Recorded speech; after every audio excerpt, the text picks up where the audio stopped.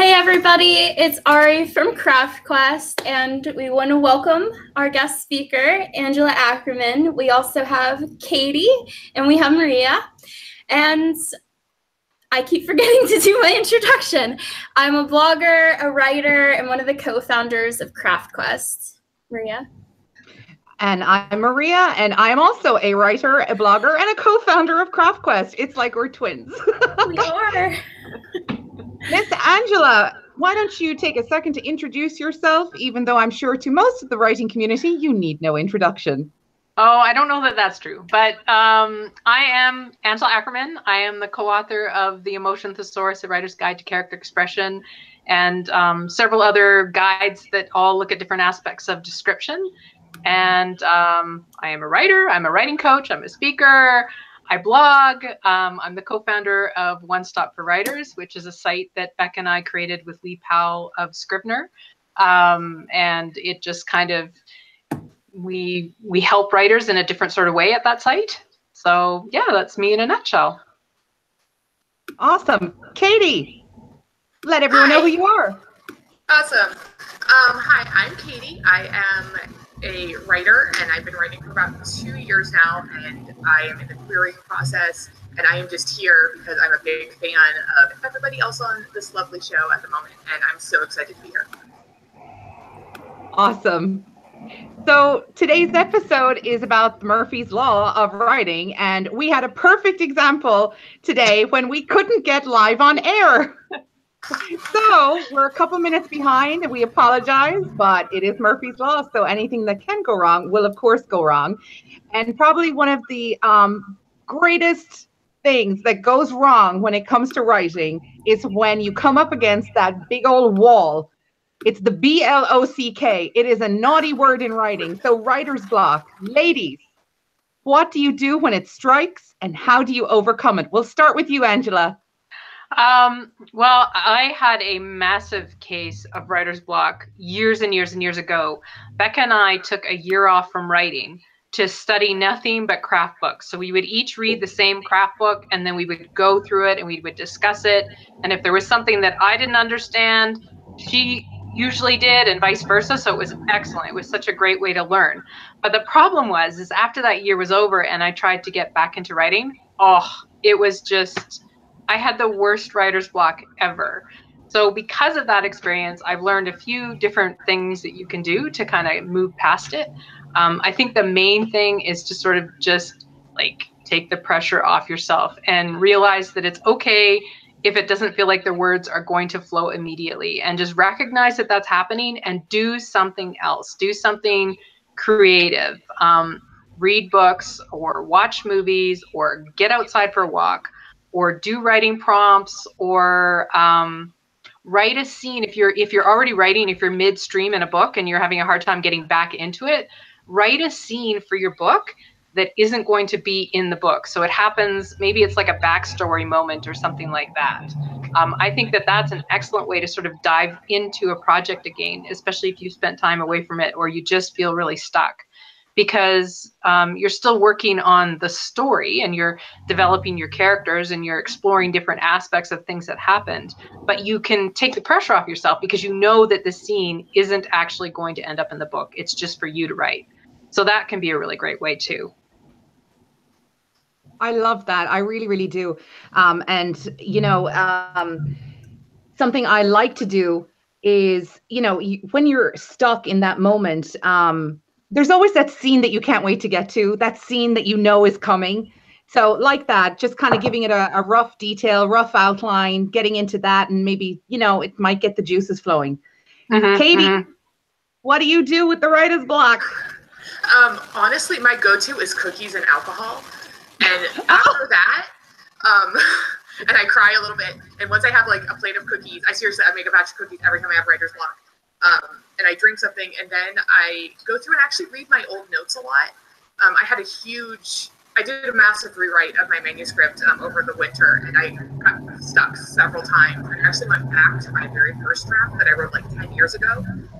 That was very messed up, but lovely all at the same time. And I read what I had written long, long ago, and I realized that some of those points could come back. So reading what I had done a long time ago really helped to give me new ideas for what I was doing now, if that makes sense.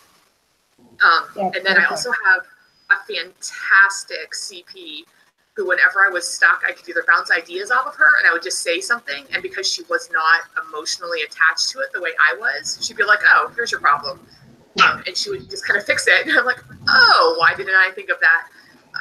So those are kind of my two go-tos, is if I can look at old notes or if I can throw those ideas at somebody else and have, I don't want to say have somebody else solve my problems, but have somebody else solve your problems, and then it's all good. Absolutely. Ari, how about you, love? Let me pull this back down. So I kind of, a lot of people here seem to step back. I do things the hard way first. I kind of bang my head off the wall for a few days. I find with me, sometimes it's a simple case of I get really perfectionist-y, you know, and anxious about my details. And I can see where, like, there are holes and I obsess over them. Maria knows this all too well. My midnight plot panic attacks where I wake up and I realize something isn't fitting here. But then, you know, sometimes I do have a breakthrough where I suddenly like realize, I don't know if I'm in survival mode or what, but something kind of comes about. But if that doesn't work, then I do try to write other scenes in the book, like ones from Act 3 that I really like. I look at other projects that I have. I do watch a lot of Netflix, but to have things going, so I try to stay in things that I enjoy that have relation to whatever I'm writing. Like I rewatched The Vampire Diaries all last week for the bad boy vibes because I really needed those. So I try to bang my head off the wall first, and then I try to take a step back. For the most part, prompts, for whatever reason, never work for me. Sometimes they get me to think about things differently, but when I can't write, it's usually because I'm being, it's more me kind of picking away at stuff. And so no matter what, I'll pick away at it. So if I get to that point in the block, I just step away, go for a walk, have a run, do something else. Play with other projects. I read a book last week because the last 2 weeks I was so blocked. I was crying to Maria every day about deadlines and how I really need to hit this deadline. And she's like, you need to take a step back and read a freaking book. So I did, and it actually helped because I find reading for me, seeing how the words flow for another author kind of sparks things up top here. So I do that a lot. I do, when I step away, read a lot of stuff and binge on Netflix. So that sounds like a plan. For me, like you, Angela, I went through I actually went through a 2-year dry spell, although a lot of that was because I just had my son and I needed to take a step back and, you're reprioritizing your life. But of course, I dove right back in at some point, obviously. But very recently, I started to experience a pretty serious block. We were doing the Craft Quest Crunch. That is a mouthful, by the way. It is. Where we all lift each other up and we're all trying to get an entire act of our manuscripts done within a certain time frame. And we're always cheering each other on. And I did great for Act 1. Act 2, nothing was happening. So what I decided to do was I dusted off an old manuscript and started revising. And in doing that, I realized that one of the issues with my current manuscript was that it was in the wrong point of view and in the wrong tense. It just came to me in an epiphany, and I've started to rewrite my current WIP in first person present, which is so alien for me. I've never done it before. I don't even know why. I think, Ari, you're probably responsible for that. I love you. And it's working so well. I just have this amazing sense now of moving forward, and I know exactly what needs to happen in Act 2. So sometimes you just need to swap to another project, take a step back, go for a walk. And it's okay if an issue with writer's block lasts, an hour, 2 days. It can last for weeks or months, and that's okay. You cannot beat yourself up, and the worst thing you can do is force your way through it, And just like Ari said, she is a perfectionist without a doubt. So we all have things that we cannot let go, things that are going to screw us up no matter what. So Angela, for you, what's that one thing when you're writing that you find it so difficult to walk away from or to let go of, whether it's in the writing process or the editing process, if that makes sense?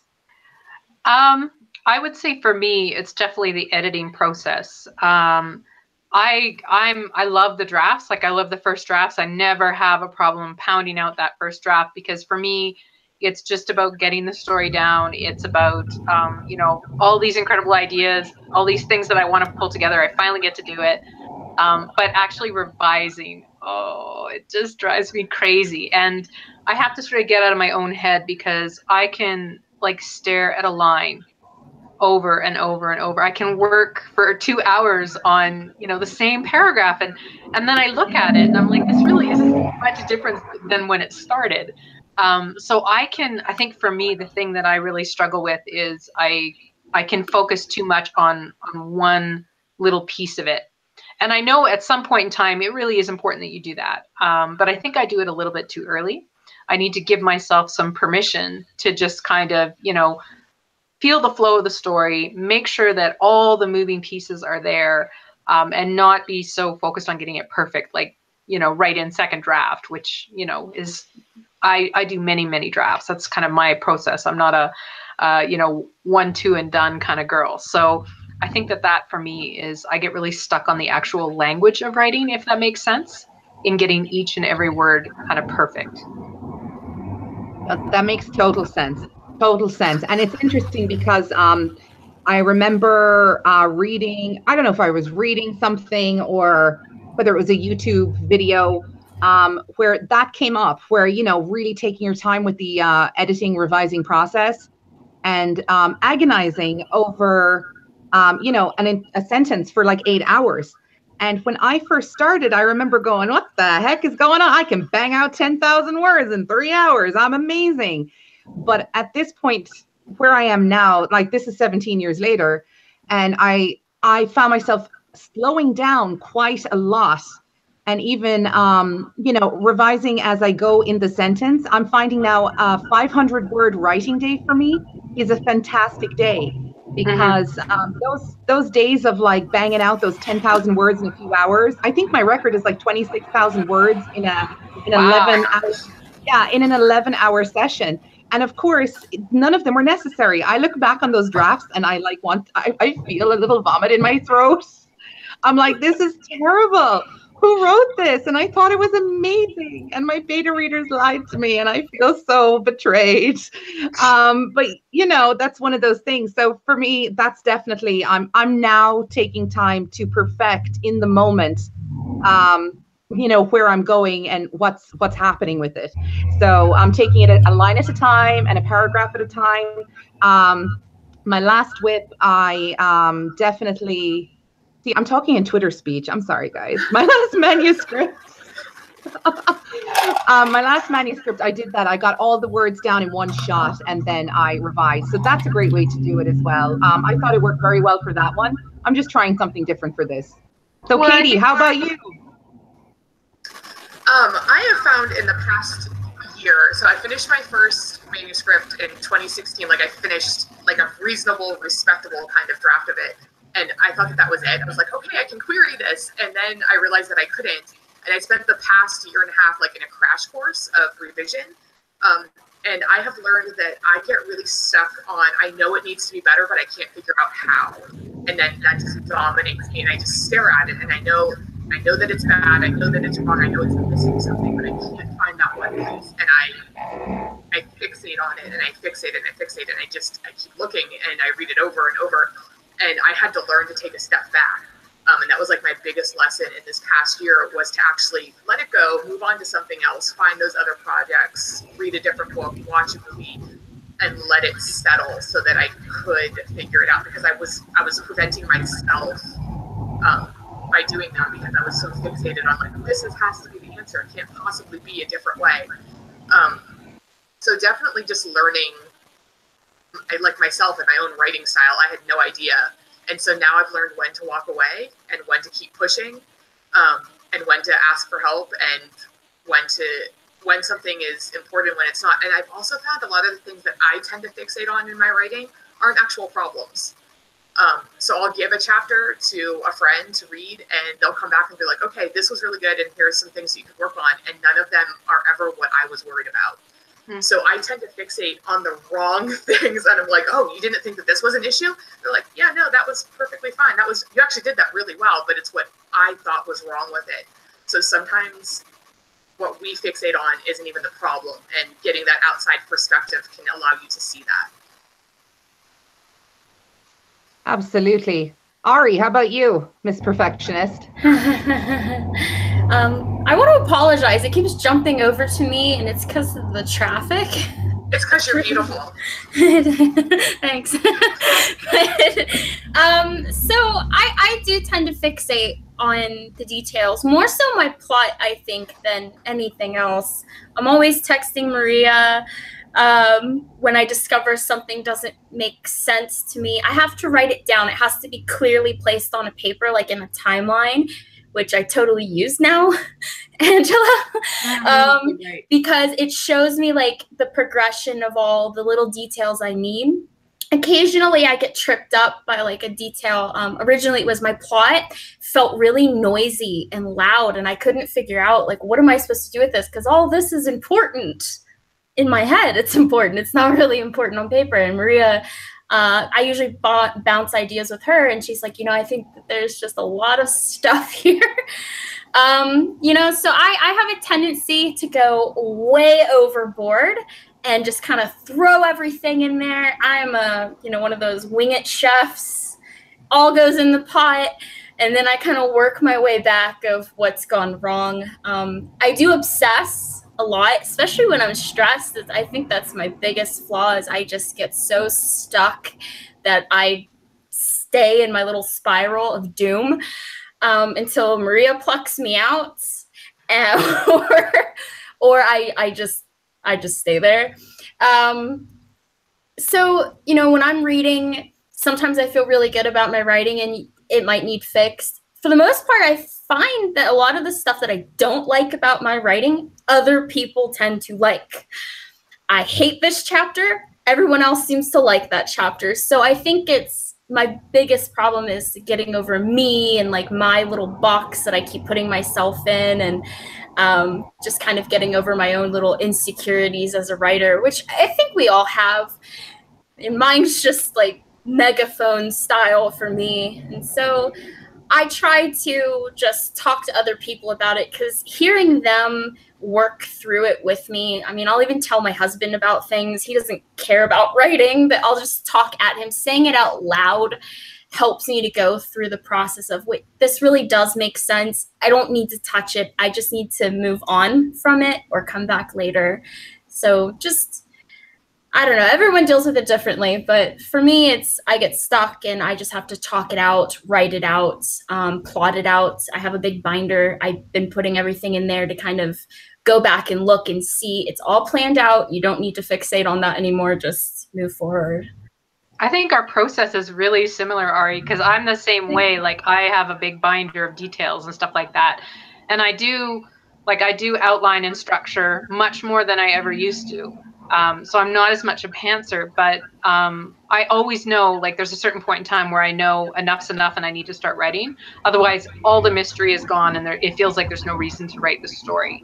But one thing I'm hearing from all of you guys that's kind of really important is you're all getting feedback from critique partners. And like, honestly, that is one of the best things that you can do, not only to get that perspective, because of course we're too close to it. We can't see what other people can see, but also to sort of develop our gut instinct. And I think the more we develop our gut instinct, the easier it gets for us to kind of spot what is wrong. I know, like, Beck is my main critique partner, and we always toss our fiction back and forth. And there'll always be something where I'm like, oh, I don't know, am I going to get away with that? And it's kind of like in my belly that, yeah, I think there's something wrong here. And then Beck will come back. She's like, yeah, no, you got to fix this. And so it's, my own gut instinct is telling me there's something messed up there and I need to fix it. But, it's almost like I want to see if I can slide it under the door anyway and not do the hard work or something. So I think that the critique aspect is really important, because I know when I first started, I really struggled, and people would point out stuff, that I didn't even see or I thought was okay. But then, just the way they looked at it and the knowledge that they had, it sort of added another level, another layer of insight. And then it was like, wow, I didn't really think about it that way. I'm going to remember that and apply that next time.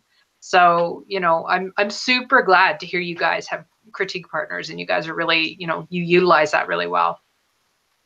Absolutely. And, just to piggyback off what you were saying, Angela, I know for me, way back in the beginning when my beta reader was my mom, one of the things I find, particularly since we're all a part of the writing community on Twitter in particular, is that when you're a newer writer, critique can be difficult to take. And I find that that's probably one of the greatest wrenches in the works, is when you shut down and you think what you've written is fantastic and it's great. And the thing is, it might be the best thing that you've written to date. But if you listen to somebody else that's been there before, or someone that's been doing this a little bit longer, or someone that's an avid reader and they're just telling you something's not working. Now, of course, there's a difference between critique and someone, being nasty.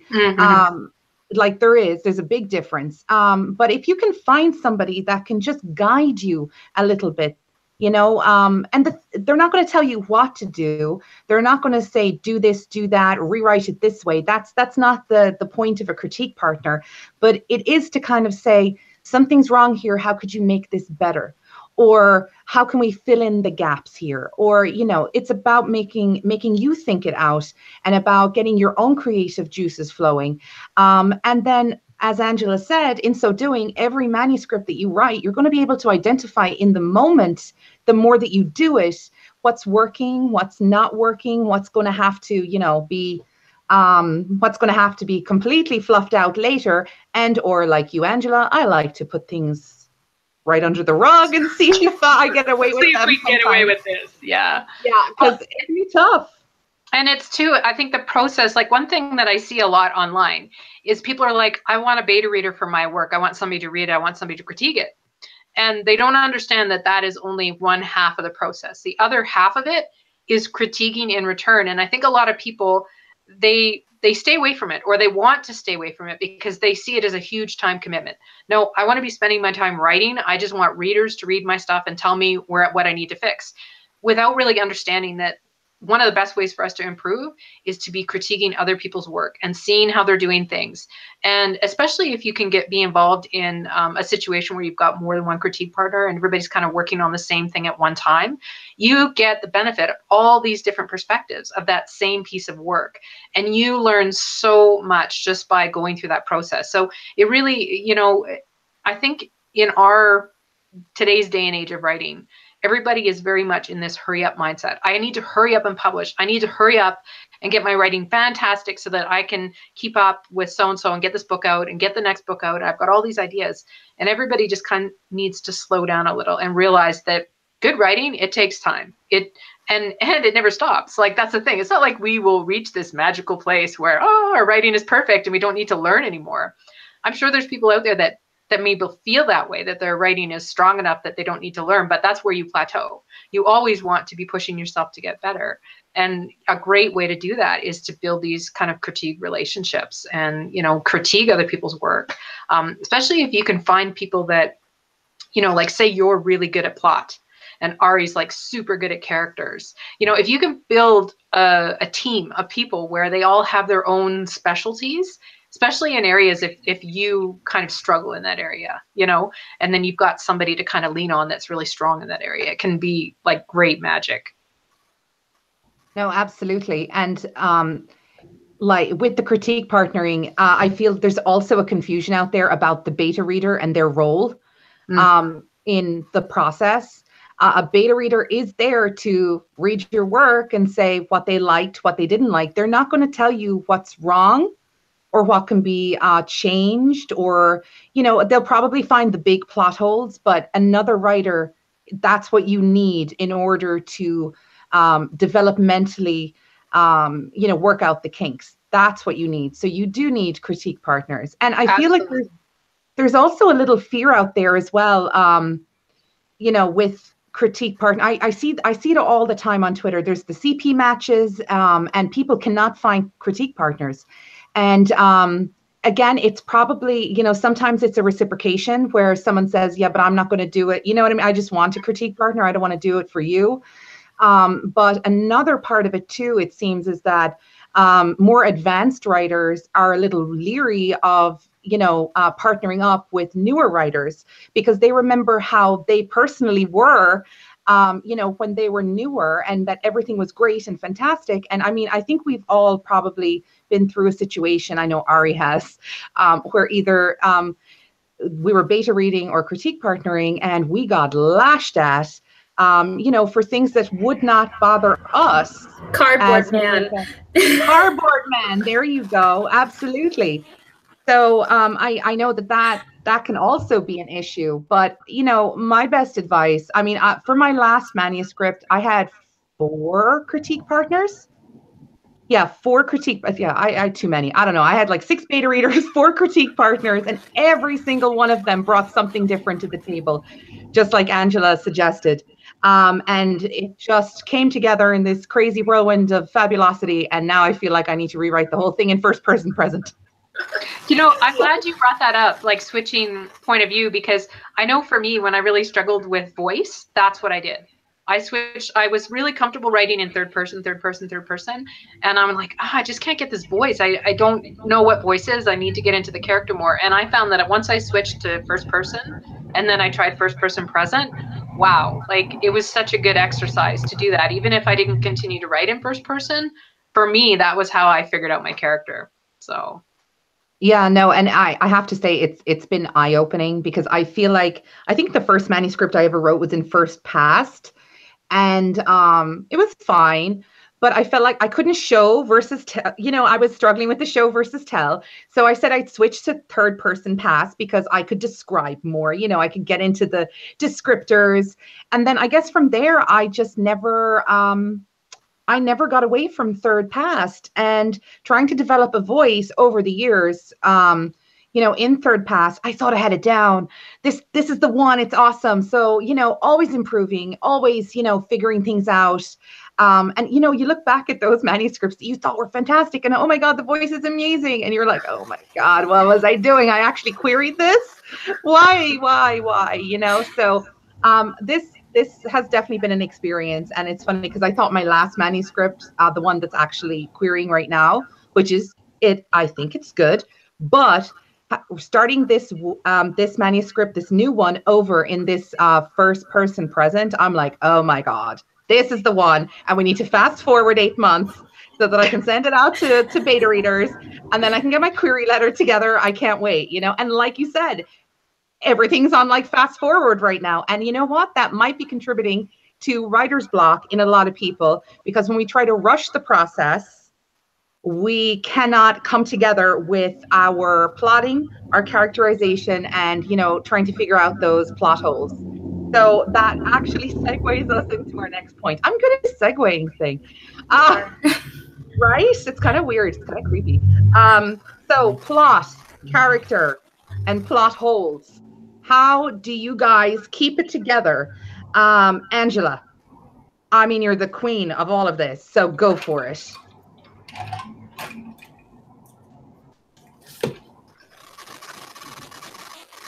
Are we stuck? I think we're stuck right now. I can still hear you. You can still hear me? Yeah. All right, then I'll go on. So for me, I'm a pantser. I have admitted that many times in the past. But for this current manuscript I'm writing, I did take a lot of advice, and I'm trying to plot, and I have Scrivener, and I can't use it, and I love everybody, and no, I'm sure I'll be able to figure it out. But for me, plotting can take away a lot of my creativity.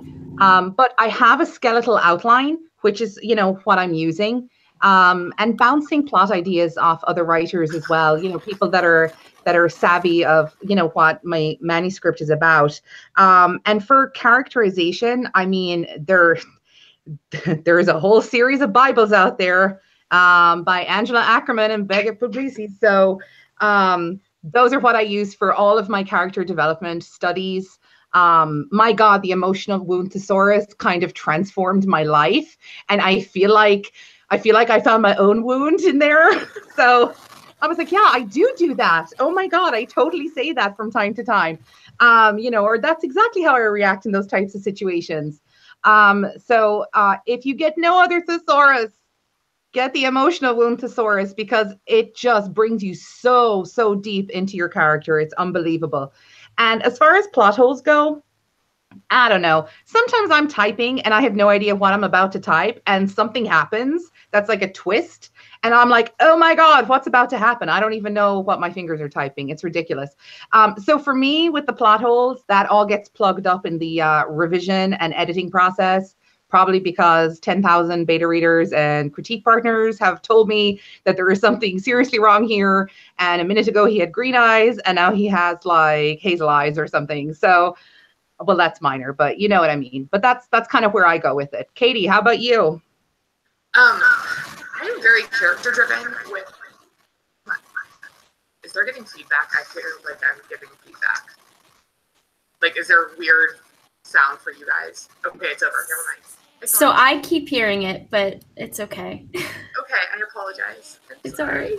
Maybe it's the voices. Yes. There are no voices. There's a book idea there. Yeah. Oh my gosh, that'd be amazing.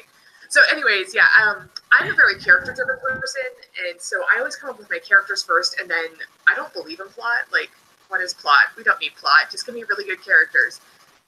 So my first revision is just my characters off doing, or my first version, my first draft is just my characters off doing every cool thing I could possibly think of them doing.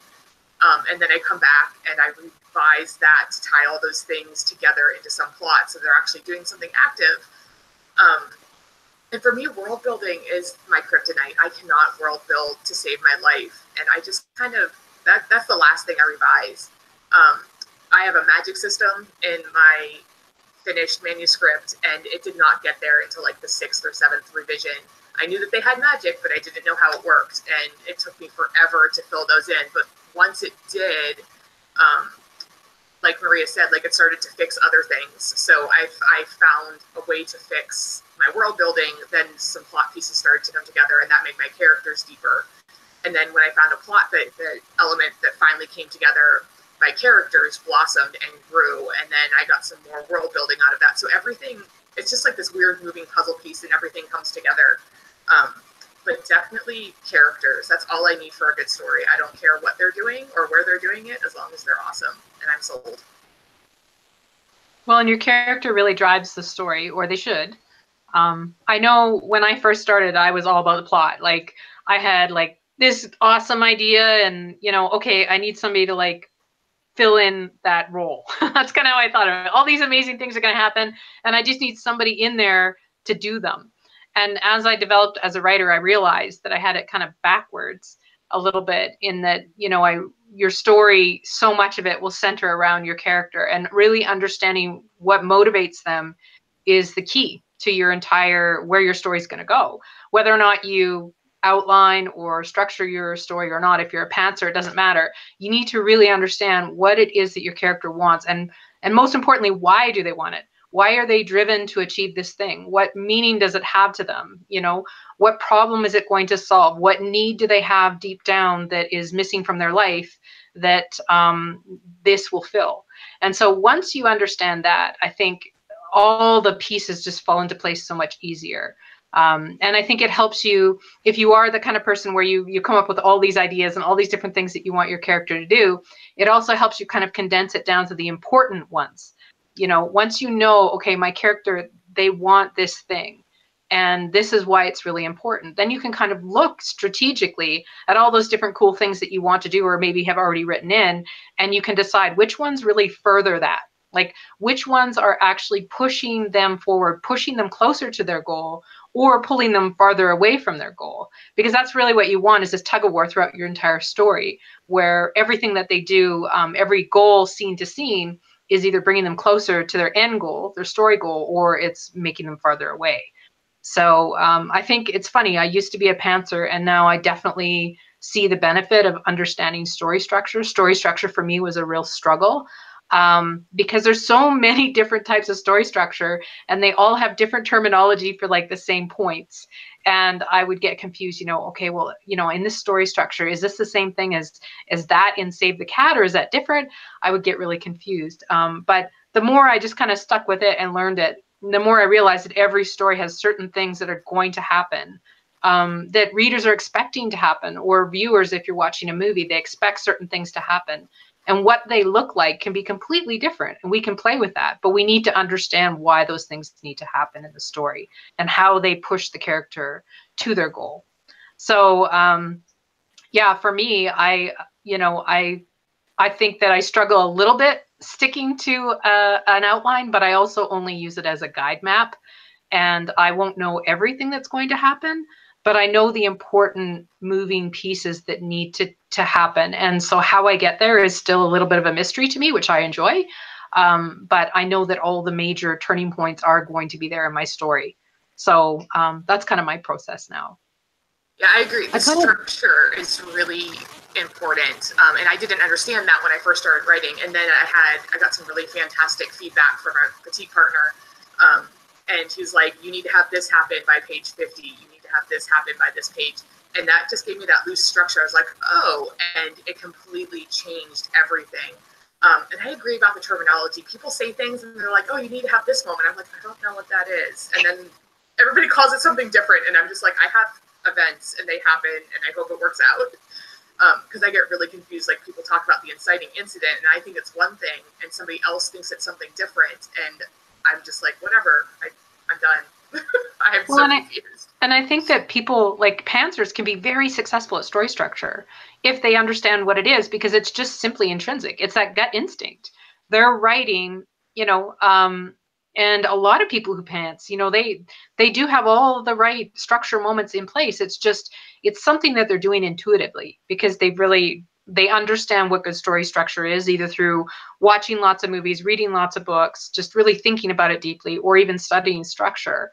And they just intrinsically, can feel the flow of it. So you absolutely can pants. And, the only question is, how well do you know structure, and are you doing it intuitively enough so that you're not going to have so much revision on the other side of it, or is there going to be more revision? And there's no pathway that's wrong. It's just simply what works for you. So I love that. And it's funny. I know, we're kind of hopping from like characters to plot and back again, but something you said, Angela, kind of resonated just now, and that is as opposed to having this great story idea, to knowing your character. Like, it's not just about filling in the gaps. And I actually I experienced this. My battle with writing. Oh my gosh. Okay. So the first manuscript I ever wrote was a behemoth, huge book. I had this great idea. It was historical fiction. I found some holes in a historical figure's life. I was going to plug them in with this chick. Great. Fantastic. I just invented this girl and, we went with it, and yay, fantastic. And I queried it, didn't connect with the characters. Okay, fine. Or the main character. I'm like, all right, fine. I leave it alone. I start something else. Every time I start something else, I come back to this damn manuscript. Even now, Ari will tell you, I came back to this manuscript again. I'm like, I got a great idea. I got this, I got that. I'm going to do it this way. I have revised this manuscript probably 5 times. And I'm not talking, it's not a 50,000 word manuscript. It started, I won't even tell you what it started as, because it was the entire length of the Lord of the Rings trilogy. No joke. It was 500,000 words, just under 500,000 words. So that will give you some idea. I've cut it. I have restructured it. I have done all of these things. And it was not until I discovered your emotional thesauruses, honest to God, hand over my heart, that I realized that my main character was not only a Mary Sue. Oh, she was a Mary Sue. But she was the flattest, most two-dimensional character. And if I were to read her in another manuscript or another book, I would have probably put it down as well. Even though the story is great, there's a fantastic plot. I don't have to work on that. And it was until the Emotional Thesaurus was the first of your books that I got. And then when I purchased the Emotional Wound Thesaurus, everything just blew up in my face. I was like, oh my God, it was this light bulb moment. And I am going to revise it again. And it will be fantastic because I'm going to make her three-dimensional. For the first time in almost 2 decades, my character is going to come to life on the page. And I have you guys to thank for that, seriously. Oh, well, that's awesome. And I'm glad you're going back to it, because clearly if you keep going back to it, there's something really special there. And that, again, like, that's your gut. That's your gut saying you're not done with this. Like, there's something really important there that needs to happen. And I think, you know, sometimes too, we're so eager to write the story, we don't spend enough time pre-writing. And that's where, you know, we're really thinking about, again, the character, that motivation, like understanding your character's motivation. Most of the problems that I see in stories is where somebody hasn't dug deep enough into why their character is doing what they do. And, you know, as far as the Emotional Wound Thesaurus goes, it's very helpful for anyone who's writing a change arc. So a change arc is where your story, it starts, your character's in one place when they start. You know, maybe they're unhappy, they're broken in some way, they're being held back in life, there's something missing from their life. And then over the course of the story, they change, they evolve, they grow.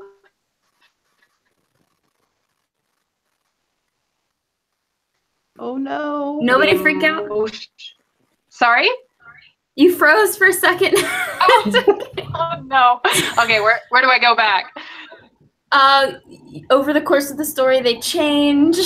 Oh, okay, so over the course of the story, in a change arc, they transform. So they grow, they learn different things, they learn to accept themselves, and they move past things that are in their past that have been holding them back in life.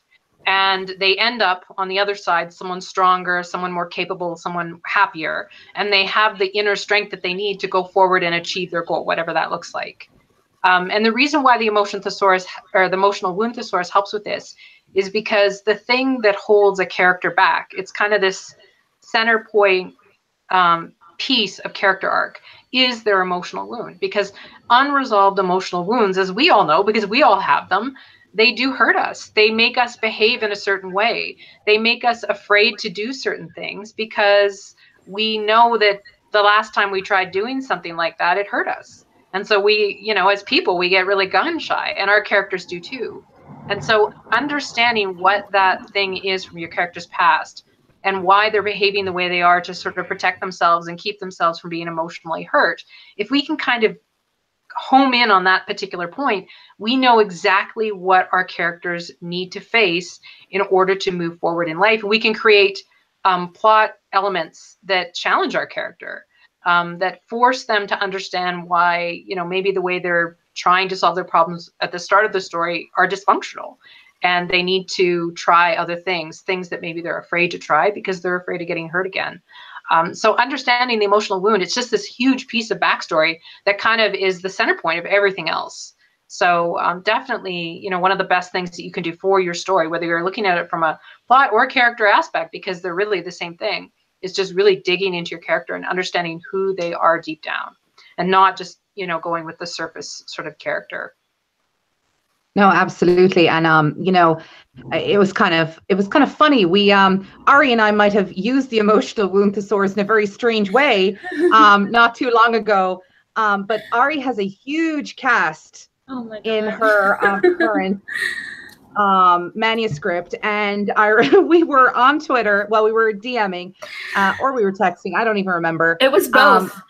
Yeah, and she was having a meltdown. She was having a meltdown, and we both. I told her to grab her Emotional Wound Thesaurus, and I had mine, and we're on opposite ends of the country. And you know, I was asking rapid fire questions about some of her characters' motivations, and I was going through the Emotional Wound Thesaurus, and I was like, page 102, go to page 222. So I was like, see if any of those help. So Ari, you haven't talked in a hot second. How are you doing with your character development? How is your process working for that? Because you do have a huge cast. Well, as you know, I got rid of some people. You pulled the trigger. I pulled the trigger on Delilah, but then I had to find someone else to kill. So for me, it's I start with the big one and I work my way back. It's like deduction, I think. Maybe. I don't know. No, I don't know. Don't ask me. I think it's induction, actually. I do everything completely backwards, and I started out with a really big cast. I mean, I even had like the whole council court named, and just like rough sketches of who they are and what they're for and why they have an issue with this, and it was very big. And I think when Maria and when I first went through this book, The Emotional Wound Thesaurus by myself, I picked like 6 per person. I was like, let's just start like this. All the ways that they're all just messed up.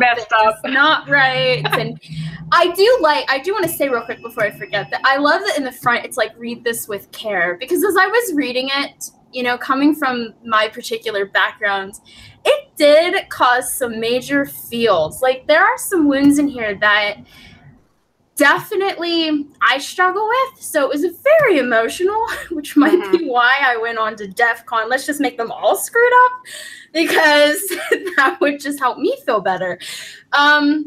So Maria and I talked about my characters and just who they are and what they want and why they're doing this. Like, that's the important thing. I found that she would ask me, like, why?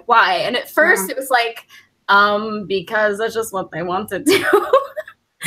Eventually I got to the why.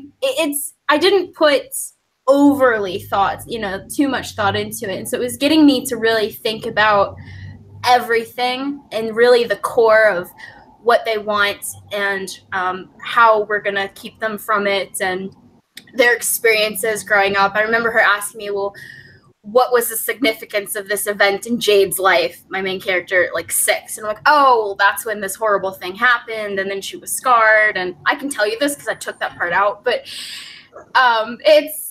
it's thinking about how, as humans, our encounters affect us, whether they're good encounters or bad encounters. They leave impressions, whether we want them to or not. We are clay. She really helped me. Thank you, Maria. And this book really helped me.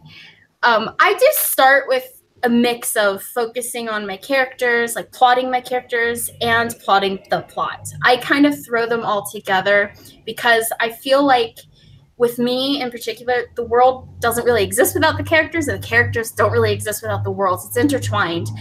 One reason I think about that now is I actually went on the Science Fiction Writers of America. They have like this whole world building list that makes you think about everything from the people to the little things that you don't think about, like where does the garbage go? I don't know where the garbage goes, but that is a good question. Why my characters never use the loo? Why don't they ever eat? I mean, these are, they have, I think, hundreds of questions on there. And there was this one section I read, an article, I can post it later if you guys would like, where the author was talking about how, everything should be intertwined. The world shouldn't just, your character should not be passive in the world. Everything should kind of have a ripple effect. Your character should move through it and it should affect them. So it's kind of a give and take. So when I plot, I keep that in mind. I do go overboard. Like, for example, I have 4 of these. I have the limitations of magic, the side effects of magic, the rules of magic, and the things that magic cannot do. And I got that from the Science Fiction Writers of America there. Because for me, in my book, magic is supposed to have a sort of scientific edge. It's supposed to be explainable on some level. And so that was really important. So I do plot out every single detail almost to death. It does get cut later sometimes, but everything kind of has a purpose. I try to keep it practical where everything has a purpose, where this scene has a purpose. All my characters are supposed to be functional, which is why I started cutting some of the... Is anybody else hearing that? Is it just me? Yeah. All right, well, it's the voices. It's the voices. I'm getting a message from the universe. All right, so I'm getting a little off track here. So when I look at my characters, I look at them like they're human. I sit down and I have mental coffee with them, and I just ask them, you know, what do you like to do? What do you not like to do? Where do you like to go? What is something that would really tick you off? If you're stuck in traffic, are you going to get out of your car? I think about how people react, and I use the thesauruses to kind of aid that, because I find I default to certain descriptions. And so the thesauruses are really helpful for not defaulting. But essentially with me, with characters, it's just as important as plot, and I kind of do it all together. And mine is really hard because I do have so many characters. I am working with an Eastern theme set in a Western world, which I'm starting to feel is a little bit of a mistake. But because I just keep thinking, there's no way Americans are going to understand this. But I think with everyone, it's different. I feel better plotting. I was a pantser, my first project. Well, my second project. It's my ugly baby from 2016. It was supposed to be a short story. It ended up being a book. It was a science fiction. I did no plotting at all. I just wung it. And at the end, I could kind of see that I wung it. Like if I were to compare my current project with the last one, it lacks voice, it lacks consistency. Yeah, he had brown eyes in chapter 1. Somehow they're different in chapter 27. I'm pretty sure that none of my beta readers caught this. I just want to put that out there. None of them caught this, which is making me think that all these physical descriptions are not really as necessary.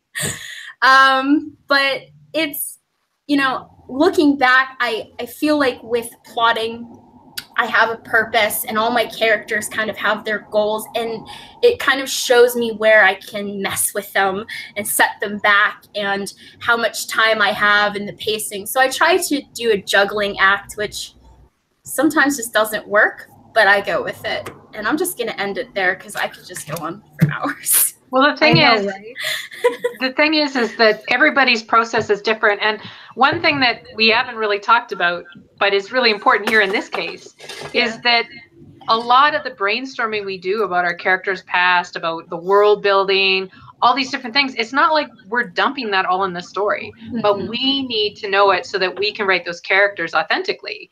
So we can write the world authentically. A world should feel like people live in it.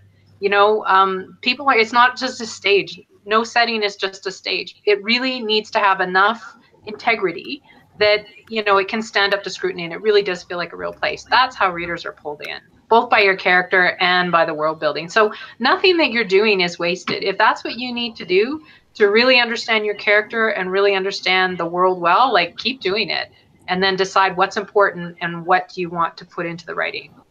Yeah, that's essentially what I do now, because I find that if, like, I do some research before, like the research necessary, but I find even as you go, the research kind of continues a little bit.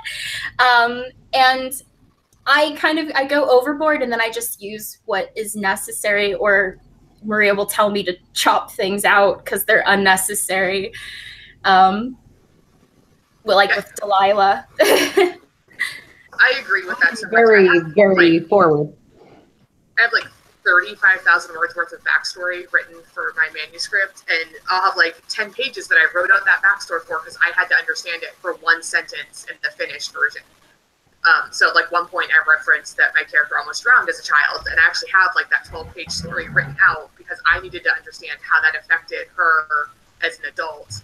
And it's just one line, it's one sentence in my final like manuscript. So I think I agree with everything that you guys have said as far as you really have to understand where your character came from.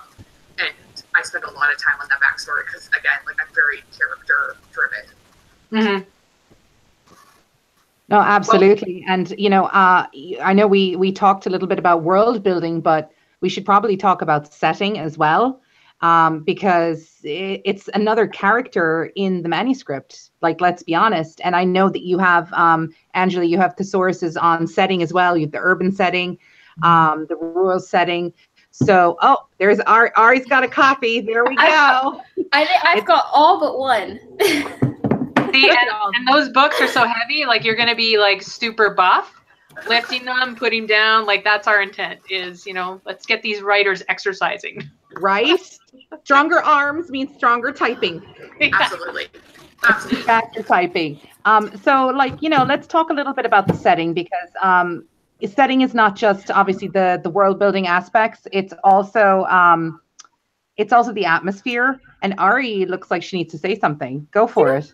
So I totally used this for the setting of that scene, Maria. The scene where Elias was killing the Shikigami, and it was talking about how the dust was rising like ghosts. Mhm. I had this by my side the whole time. I was like, abandoned building. Come on, Angela, tell me you've got an abandoned building.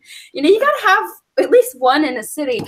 And it was in there, and I was reading the descriptions, and I had to share that because that was, I feel like that's like my best scene, because it creates this tone and this atmosphere, and it just makes everything come to life, and it's my favorite scene. But yeah, it's very helpful.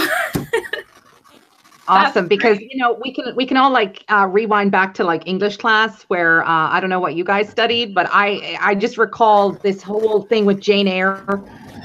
You know, the setting was like so important. There was a big moment where Jane and Rochester were declaring their love for each other beneath a tree, and a bolt of lightning came out of nowhere and split it in two. And it was indicative of what terrible things were going to befall them in the future. So the setting can be so important. Angela, what are your thoughts? Ooh, so many thoughts. We could do an entire talk just about settings. So you guys may have to shut me up at some point in time. I think the really interesting thing with setting for me is that it is something that I think most of us as writers sort of take for granted. Like we kind of think, yeah, I know the setting, I'm good. Like I know how to describe. I use my sensory description, all good there. But as you said right at the start, Maria, the setting it can do so many different things. It can set the atmosphere. It can steer your character's emotions. It can steer the emotions of the reader. You can symbolize with your setting. You can deliver backstory with your setting, which is super frustrating and hard and sometimes necessary. Sometimes we have to add a little hit of backstory, and setting can be an excellent tool to do that in a way that doesn't dump. You can characterize your characters using the setting. And when you choose a setting specifically based on what's going to happen in the setting, magic happens. Because, you know, like you can pick any old setting for a scene to go on. But if you really sit down and think about, okay, what's going to happen in this setting, or what's going to happen in the scene? What is the character's goal? Who's standing against them? What kind of friction element is going to happen? And then you think, okay, where can I put this particular scene? Well, I could have it down to the lake, or maybe they have a conversation outside someone's car, or, you know, like there's a million different things that you could have any old, let's say a dialogue situation. But if you think about specifically what you want to happen, you can pick settings that are emotionally charged that's just going to ramp everything up. You know, if you can put your character in a place where they feel uncomfortable. I think one of the examples that is, I think it's in the urban setting, Thesaurus, it's about this character who he's going for a job interview. Pretty boring, going in for a job interview. And he's pretty sure he's going to get the job. He feels really confident. And then the guy who he's supposed to meet for lunch for this informal job interview picks the very same restaurant where a year earlier he had asked his girlfriend to marry him, and she said no. So right there, we could pick any old generic restaurant for this conversation to happen. But by choosing the exact same restaurant where he had his biggest failure, his biggest defeat, like immediately he's going to be off his game. He's not going to go into that meeting like Mr. Competent. He's going to go in there thinking, the last time I was in this restaurant, my whole life went sideways. And then you can ask yourself, how is that going to affect the interview? Is he going to be distracted instead of answering the questions, you know, with like boom, boom, boom, all the right answers? Is he going to be, you know, his eye keep being drawn over to a couple that happens to be sitting at the same table he and his girlfriend were a year earlier, and watching their body language and remembering what happened that day? Like all of these things, you can totally use the setting to manipulate what you want to happen. So that's why really thinking hard about where you want each scene to happen can just add so much power to your story. And I mean, every scene necessarily isn't going to be one like that where you want to do something like that. But you just need to think about, how can I use this setting? You know, what symbols from the past can I bring into it? You know, what if my character is facing two different choices? What can I place in the setting that sort of symbolizes these choices, or maybe steers them in one direction versus the other, or foreshadows some sort of event that, like some fear that they have that may come about? You know, like there's so many different ways you can use the setting. Like I said, I'll shut up because we wrote 2 books on setting. Like, I think you get the idea that setting is a big deal. But like I said, I think a lot of writers, they think that is one aspect that they've got nailed. And a lot of them are really great at description, but it can just be really helpful to think about all the different ways, all the different tools that setting can be used for. It's an amazing, I call it a Swiss Army knife of storytelling, because there's just so many cool things you can do with your setting. Absolutely. It's worth noting too that a setting in and of itself could be an antagonist moment, you know, like if you utilize the setting as if it is an actual antagonist, and how the setting is going to throw a wrench into your main character's life, or on the flip side, that it's going to improve your main character's life. So like you said, what can we pepper in there that's going to, you know, drive the plot forward and give us an idea of the backstory without info dumping? So setting, I feel, is a huge win in any writer's arsenal, because as we all know, info dump is the kiss of death, and everyone everyone feels the need to do it at some point or another in the book, whether it's at the beginning, whether it's at the middle, whether it's at the end. But if you can pepper it in and introduce it in a subtle way through the setting, I think that is a really good way to, you know, get the backstory across without word vomiting, you know? Well, yeah, like think about how your character's interacting with the setting. However they're interacting with the setting, that's going to show readers so much about what's going on. You know, imagine a character who's waiting for a bus and it's at night, and she's just really tense, and she's looking around a lot, and, you know, maybe she's feeling her purse for like the pepper spray that she put there, make sure it's still there. Normal people don't do that. You know, you do that because something specific happened to you, that's making you react that way.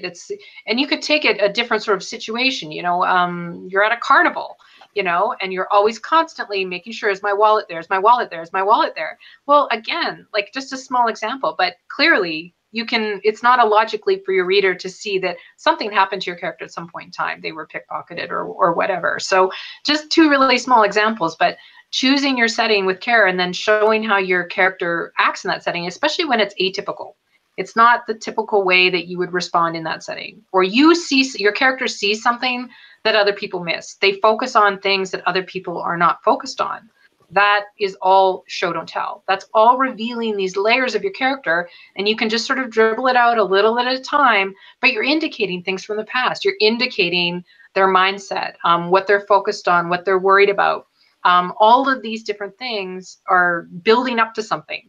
And that's how you can actually deliver backstory well, is if you're building up to something important that really does need to be seen by the readers to fully understand what's going on in the story.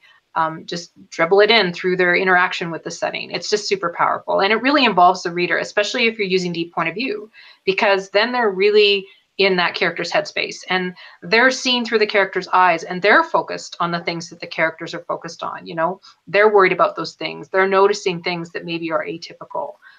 You know, they're keeping away from the shadows, or, you know, they're sticking to when they're walking along the street, they're rushing between each light post, spill of light. You know, they want to get closer. Like, why is that? All of these things get readers asking questions, and that's what we want. That's what involves them in the experience. I really, really love that. I really, truly do, because, you know, even I think I've had a couple aha moments from our chat, even in this hour. So that's amazing. For anyone that doesn't have them, please go on Amazon, go into your local store, pick up these thesauruses, because they're amazing. Is thesauruses the plural? Is it thesauri? Whatever. It's both. It's both. There you go. So buy these books, even if you just need one, even if, you know, pick out a rural thesaurus, and pick out, like, if I have to recommend one, it's the emotional wound thesaurus. And we actually have a giveaway. Ari. We do, for this one. Drum roll. Oh, the emotion thesaurus. We did pick this one, right? Yes, we did. So we picked this one because, well, I agreed with this one for my own reasons.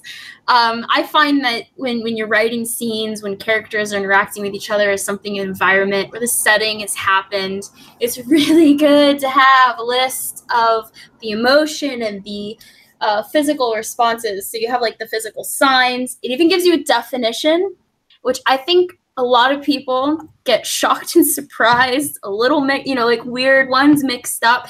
So this one kind of shows you the differences.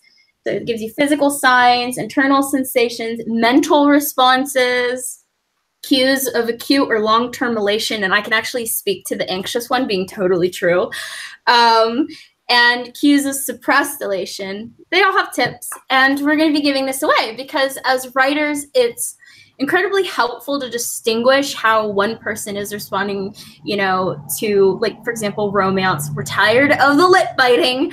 There are a whole bunch of other physical signs and reactions under the affection set, or the attraction, I think it is. I don't know. I'll have to look again. And I didn't even know about half of them. I was all about the blushing and the hair twirling, but then I was like, wait a minute, that's so true. So we're giving this away so that writers can add a little bit of diversity and variety among their descriptions of how people are responding. As a side note, how one person responds to attraction may not be how everyone responds to attraction. So there's like a whole page of different responses for that one emotion. And this month, someone has a dog. Yeah, sorry, that was my dog. I really want a dog.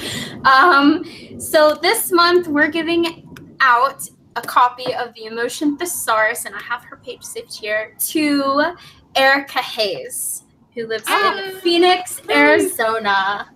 Yay! So yeah, I'm gonna get this mailed. Well, this one's mine, but I'm gonna get the other one and then mail it out. I write in these actually. I circle them and make little notes. Mine have tons of notes in them too, so yes. I mean, like, I put initials for characters with a question mark, if like maybe, or like little scene notes. I have stickies for it now. So Maria and I think that this one will be most beneficial because it has all the lists and how people may respond. And as writers, it's really difficult to put ourselves in other people's shoes about how they feel about us. I can say, I might get flushed, and I might get nervous and have a stutter, and my heart might flutter, but someone else might be completely different. I mean, my husband is a complete introvert, and his responses are different, but he does show some different signs of certain things in here. So, yeah, yay! Well, thank you so much. That's awesome. You guys are so sweet. Oh, stop it. We just love you. Oh, you guys are the best. I did mention that next month we're doing an episode on character arcs, and we're doing a bundle giveaway, and I think I'm going to add this one in the bundle giveaway. So, yeah. You guys are lovely. Thank you for that. That's super awesome. You guys are the best. I hope they help.